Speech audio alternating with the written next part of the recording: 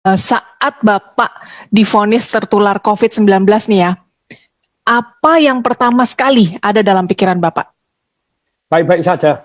Jadi maksudnya saya sangat-sangat pede karena pada waktu itu ya. Jadi ini perhatikan perjalanan kepedean saya gitu. Nah, ada pede, nanti Anda pede, nanti pede lagi. Nah, itu tidak percaya diri. Nah, itu kenapa pede? Karena based on statistik. Jadi sebelum terjadi kena itu saya mempelajari statistik. Oh, kalau below 50 terus kemudian itu 99, sekian persen sehat.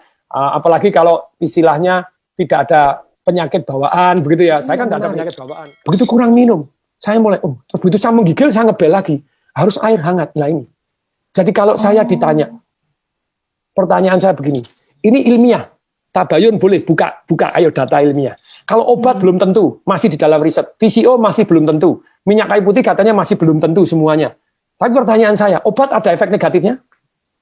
Ada macam-macam. Tapi kalau air putih ada efek negatifnya? Ada kalau terlalu banyak. Nah sekarang gini, berapa saya tanya sama teman-teman, berapa ukuran air putih? 8 gelas. Salah 8 gelas Rocky atau 8 gelas 1 liter. Yang benar tuh sesuai dengan berat badan. Kok Anda beratnya 100 kilo, binaraga minumnya 8 gelas Rocky ya salah. Pak ya 250 cc tetap kurang. 100 kilo, 8 gelas 250 cc tetap kurang. Baca buku itu di Dr. F. Beckman Hellick itu jadi dia ngomong begini, bahwa manusia itu butuh air. Air berapa? Minimal 30 cc per kilogram berat badan. Saya misalnya bobot 80 kilo dengan tinggi 183.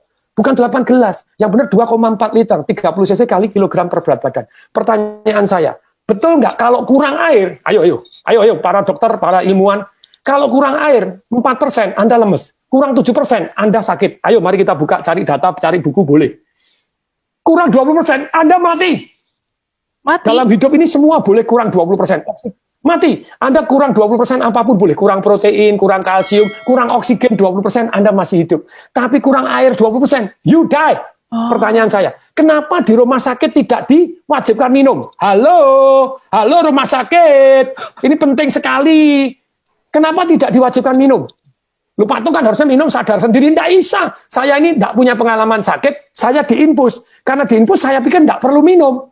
Jadi saya merasa kondisi saya drop luar biasa karena kurang air. Nah sekarang kan sudah ada penelitian bahwa ternyata kalau yang namanya orang kena COVID itu darahnya mengental, makanya dikasih heparin, dikasih aspirin. Kenapa dikasih heparin? Suruh minum, woi. Wajibkan minum, diukurin, air hangat.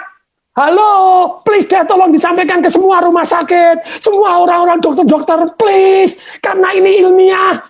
Anda bilang kalau PCO belum terbukti obat-obat, Actemra apakah pasti saya dikasih Actemra, satu suntikan 12,9 juta. Ternyata saya baca, betul itu menurunkan inflamasi.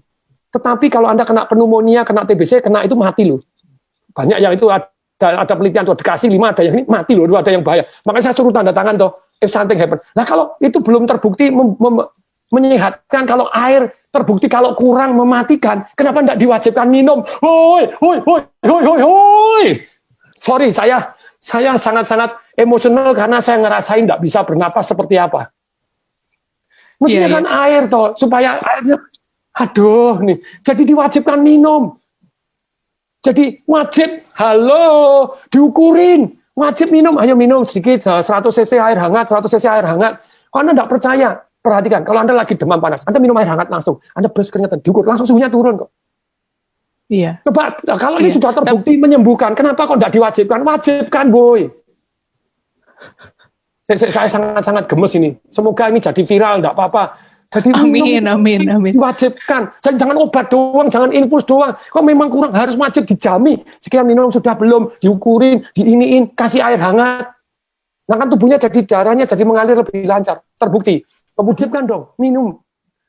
Lebih kemungkinan sehat lebih tinggi daripada Anda tidak perhatian terhadap mereka minum nggak. Ketika orang lemes, gini diinfus terus kemudian tidak minum, lah ya kasihan toh ya. Nanti dites darah tidak keluar dianggap darahnya mengental. Setelah mengental dikasih heparin, dikasih aspirin. Aduh, suruh minum. Wajib. Minum air putih hangat ya. Air putih hangat itu yang paling penting ya, Pak Atung ya. Dan ukurannya 30 cc per kilogram berat badan. Karena tadi kalau air terbukti penting, kenapa tidak diwajibkan minum air? Pernapasan penting, kenapa tidak diwajibkan? Jadi jangan hanya obat boleh, please deh. Sejauh Anda tahu boleh, tapi kalau air terbukti kurang mematikan, kenapa tidak diwajibkan minum air? Air hangat, hoi. Kalau air sudah terbukti gini, ya harus kasih deh. VCO sambil jalan, kenapa enggak? Itu Pak, itu masih mitos, belum terbukti. Loh kalau belum terbukti, obat Anda apakah sudah pasti terbukti? Kalau obat sama-sama belum terbukti, ini efeknya lebih ringan. Dan kalau Anda percaya enggak, kalau Anda yang sakit, saya enggak memujikan Anda sakit, siapapun Anda yang sakit, apapun dilakukan loh. Suruh minum obat ini, nanti kalau kemungkinan mati ya daripada ini ya, batik kesembuhan ya apa ya, suruh apa ini. Lah kalau VCO kan baik-baik gitu ya, kenapa enggak gitu loh. Jadi ada penelitian bahwa ternyata orang yang gembira itu megahertznya tinggi, orang yang marah megahertznya rendah, dan orang yang megahertznya rendah kena sakit macam-macam. Jadi itu dokter penelitian, jadi orang-orang ternyata yang sakit itu gelombangnya beda dengan orang yang sehat. Nah kalau orangnya supaya gelombangnya naik, nah itu ada perasaan bersyukur, penuh harapan, terus kemudian juga nyanyi-nyanyi, itu nyanyinya tentu saja nyanyi yang gembira, nyanyi yang sedih-sedih gitu. Terus kemudian ketawa tanpa sebab. Sekarang hati yang gembira, boleh kok, ayo tabayun kepada saya buka-bukaan zata gitu ya. Kenapa enggak diwajibkan? Yo, kenapa enggak diwajibkan kalau ternyata secara ilmiah terbukti bahwa menaikkan imun sistem dan megahertznya tinggi, energinya tinggi. Kenapa diwajibkan? Nyanyi bareng, ayo nyanyi walaupun pakai masker, nyanyi, nonton video lawak, itu diwajibkan. Kan itu cost nothing. Kalau diperkenankan Tuhannya. Misalnya saya diperkenankan kasih saya panjang umur dan sembuh dari penyakit ini. Tapi kalau saya harus diambil, izinkan ya, diambil dengan gembira. Harus protokol kesehatan. Ya, Iya. itu dari saya. Iya.